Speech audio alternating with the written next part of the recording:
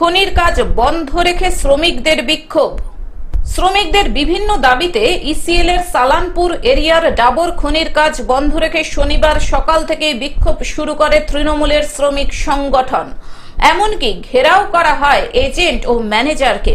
তাদের মূল দাবি শ্রমিকদের পদোন্নতি। প্রায় 3 ঘন্টা বিক্ষোভ চলার পর ডাবর কলিয়ারির আধিকারিকদের দেওয়া আশ্বাসে বিক্ষোভ তুলে নেওয়া হয়।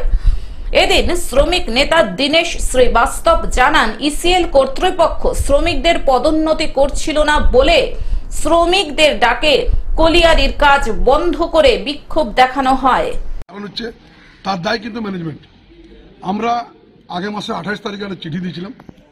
তার আগে ওদের সঙ্গে একটা মিটিং হয়েছিলাম, ওরা একটা এগ্রিমেন্ট পেপার দিয়েছিলাম আমাদেরকে কি আমরা 1 নভেম্বরে সবারই প্রমোশন এবং যা আমাদের ডিমান্ড ছিল, রোড হোক, পাইপলাইন হোক বা জল হোক, স্কুল হোক, আইসিডিএস স্কুল, সবগুলো দিয়েছিলাম।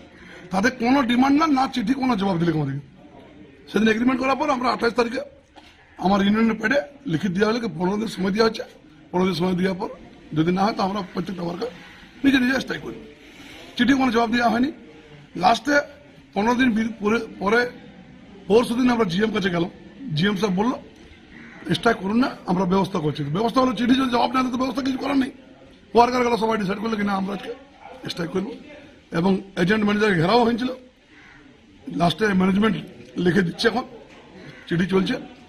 ওরা বলছে যেহেতু প্রথমে কিছু লোকের সেটিং করে, কিছু ইউনিয়নে সেটিং করে, তাদের নিজের লোককে নাম দিয়ে যাদের কাছে ওরা এসছিল ডিউটি করতে, তাদের হচ্ছে প্রমোশন, সেগুলো বন্ধ করতে বললো।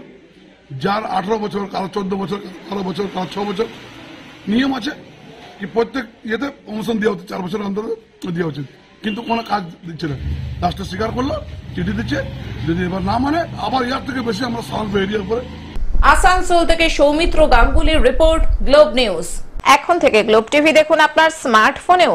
গুগল প্লে স্টোর অথবা অ্যাপল স্টোর থেকে ডাউনলোড করুন গ্লোব টিভি লাইভ অ্যাপ। এছাড়াও জিও টিভি অ্যাপ থেকেও দেখুন গ্লোব টিভি লাইভ।